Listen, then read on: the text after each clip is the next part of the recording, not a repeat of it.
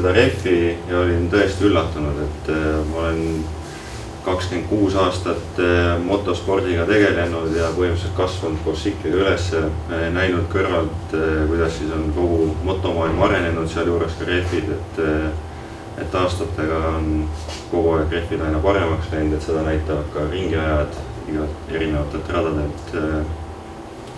Samamoodi on võidusõidurehvid on tänavrehvidest alati sammukese eespool, et kõiki neid segusid ja just mis asfaldil oluliselt pidamisega on, siis seda testitakse tegelikult juba võidusõidus. Ise olen kokku võtnud ka enamus rehvimarkidega, sõitnud enamus rehvimarkidega. Ütleme niimoodi, et Dunlop on minu jaoks olnud alati valik number 1, et jah, on erinevates tiimides olnud mul tarvis sõita ka teiste rehvidega, aga jah, nüüd olen saanud tagasi siis tulla oma esimese armastuse juurde. Võidusõidus on alati olnud tegelikult jah, Dunlopiga võimalik siis kiiremini sõita kui muude rehvidega, et jah, alati on ka küsimus sikli seadistamises, et näiteks kõik erinevad rehvid tahavad ka täiesti erinevat sikli seadistust saada, et kui panna nüüd selle samale BMW-le hakata järjest erinevaid rehve alla panema, siis saab küll ligilähedased ringiajad, aga see vajab palju tööd, et näiteks kui see, mis on standardis see seadistus, siis sellega on kindlasti, ma arvan, Dunlopiga võimalik kõige kiiremini sõita. Et mina olen jah, õppinud ja harjunud sõitma soendatud rehviga ja ütleme, minu jaoks oli suur üllatus, kui ma nüüd seda Roadsmart 3 testisin, et ta ikkagi niivõrd kiiresti soojaks läks, et juba teisel ringil ma tegelikult tundsin, et võib aina rohkem tempot tõsta ja tõesti pidamine oli üllatavalt hea.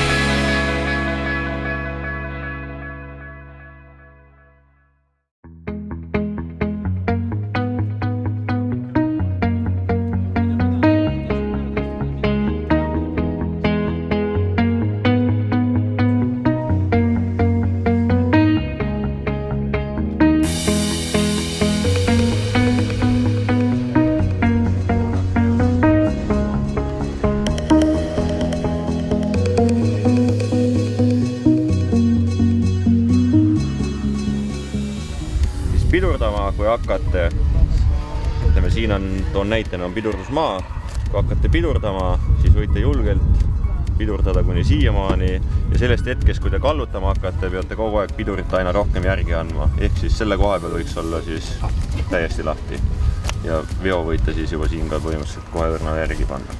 Sinna ma panen torbikud maha sellisesse,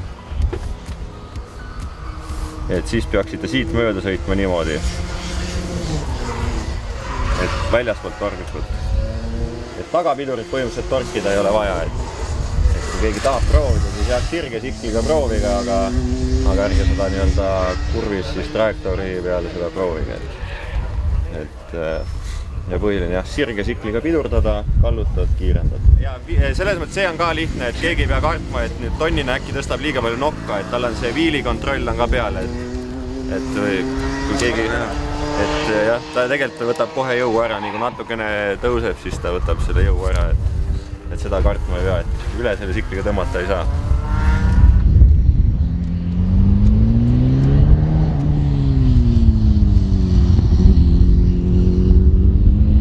Ja, et eelmine nädal sai siis auto 24 ringil RoadSmart 3 testitud.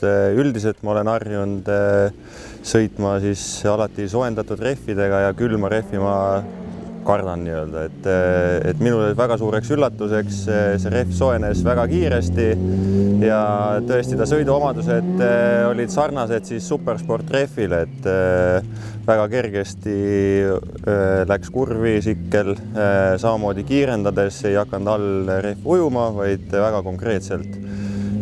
Samamoodi S-kurvides sikli juhitavus oli väga hea, et väga kerge oli vasakult paremale kallutada. Ja ütleme niimoodi, et ka oli näha kiirema sõidu juures seda, et see rehv hakkas ilusti slikkima ja töötas nii nagu peab. Et esmamulje oli tõesti väga hea, et ja kolmandal ringil juba tundsin, et rehv oli väga soe ja võis anda korralikult tagu. Ja testisime siis ka erinevaid nii-öelda pidurdus maid, et üritasin ka väga lühikeseks ajada pidurdusmaa ja sellel rehvil tõesti stabiilsus jäi alles, et sai ka väga sügavale kurvi piduriga minna ja absoluutselt ei tekkinud sellist olukorda, kus ma tundsin, et võiks mingisugune ohtlik olukord tekkida, et väga konkreetne oli.